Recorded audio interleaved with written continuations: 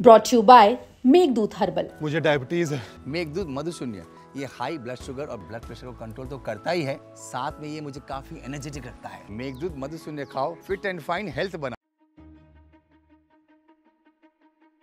अब तक आपने दिल्ली की सड़कों से एमसीडी को, अवैध घरों पर बुलडोजर चलाते, सड़कों से अतिक्रमण हटाते, किसी दुकान या फिर मकान को खाली कराते हुए देखा होगा या फिर उसकी खबर सुनी होगी।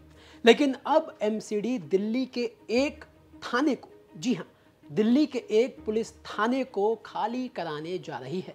यानी कि पुलिस थाने को एमसीडी ने नोटिस थमा दिया है और कहा है कि ये थाना खाली करो।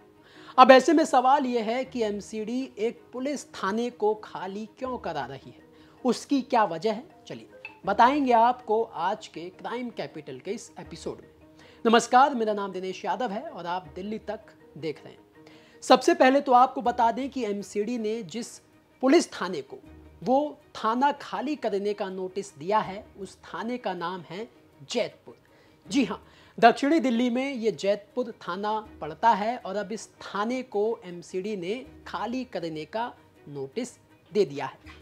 उसकी एक वजह यह है कि ये जो थाना है ये किराए की ज़मीन पर चल रहा है, जिसका महीने का किराया जाता है 7.5 लाख रुपए। और ये जो थाना है जिस ये बिल्डिंग में है वो कच्ची कॉलोनी में है और दिल्ली में नियमों के मुताबिक कच्ची कॉलोनियों में कोई कंस्ट्रक्शन नहीं हो सकता।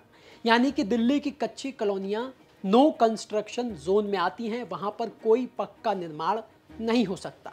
अब जिस बिल्डिंग में यह थाना है उस पर पक्का निर्माण हुआ है और किसी ने शिकायत कर दी कि जैतपुर का जो थाना है और उसके आसपास अतिक्रमण करके अवैध रूप से पक्का निर्माण हुआ है।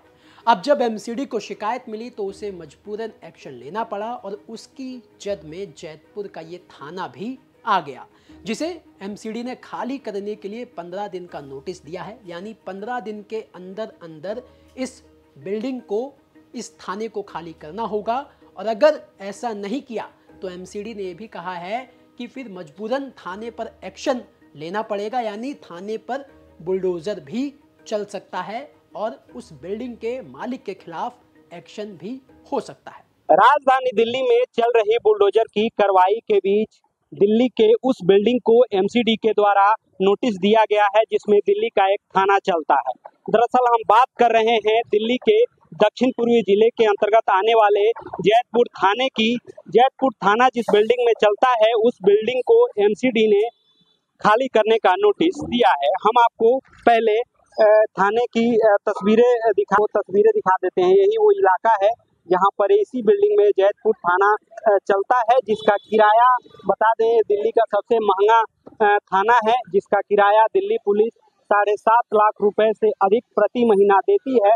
अब यही वो बिल्डिंग है जिसको अवैध बताकर एमसीडी ने नोटिस दिया है और इसको खाली करने को कहा गया है। बहरहाल अब इसमें देखने वाली बात होगी कि आगे इसमें प्रशासन और पुलिस पूरे इसमें क्या कार्रवाई करती है और एमसीडी इसमें क्या कार्रवाई करती है। बता दें कि जो जैतपुर थाना का ये पूरा इलाका है इसमें ओजोन लगा हुआ है और जिस क्षेत्र में ओजोन लगता है वहाँ पर निर्माण कार्य की अनुमति नहीं होती है, लेकिन यहाँ पर अवैध इस बिल्डिंग को माना है एमसीडी ने और उसके बाद इसको नोटिस दिया गया है, जिसके बाद ये पूरी बात सामने आई है। बता दें 2017 से ये बिल्डिंग दिल्ली पुलिस के पास है और तब से ही ये किराए पर चल रहा है और इसका किराया की बात करें तो 7.5 लाख रुपए से अधिक किराया जो है दिल्ली पुलिस इस बिल्डिंग को लेकर के देती है और ये दिल्ली का सबसे महंगा थाना है, जिसको लेकर के कहा जाता है कि ये सबसे महंगा थाना है क्योंकि इसका जो किराया है वो 7.5 लाख रुपए से अधिक है और इलाका है वो एक अनऑथराइज इलाका है और यहाँ पर ओजोन लगा हुआ है जहाँ पर निर्माण कार्य नहीं हो सकता है। इसी वजह से दिल्ली पुलिस यहाँ पर अपना बिल्डिंग नहीं निर्माण कर पाई है और वो भाड़े की बिल्डिंग में थाना चलाती है और इस एवज में इस बिल्डिंग को लेकर के 7.5 लाख रुपए से अधिक किराया दिल्ली पुलिस देती है। बता दें पूरा मामला एमसीडी के नोटिस देने के बाद सामने आया है। फिलहाल अब इसमें देखने वाली बात होगी कि इस पूरे मामले में आगे एमसीडी और पुलिस क्या कार्रवाई करती है। और आपको ये जानकर हैरानी होगी कि दिल्ली का जैतपुर थाना कोई अकेला थाना नहीं है जो किराए की जमीन पर चल रहा है या फिर जिसका किराया लाखों में है। देश की राजधानी दिल्ली में दर्जन भर ऐसे थाने हैं जो किराए की जमीन पर चल रहे हैं और उनका किराया महीने का लाखों रुपए का है। कौन कौन से हैं वो थाने, वो भी हम आपको बताते हैं। दरअसल भारत नगर थाना, उसका किराया 76,000 रुपये महीना है। शाहबाद डेयरी, जिसका किराया 1,36,000 रुपये महीना है। प्रेम नगर का किराया 1,45,000। स्वरूप नगर थाने का किराया 1,28,000। भलसवा डेयरी थाने का किराया 2,23,000। सोनिया विहार थाने का किराया 2,38,000। फतेहपुर बेरी का किराया 2,47,000। तिगड़ी का किराया 2,50,000।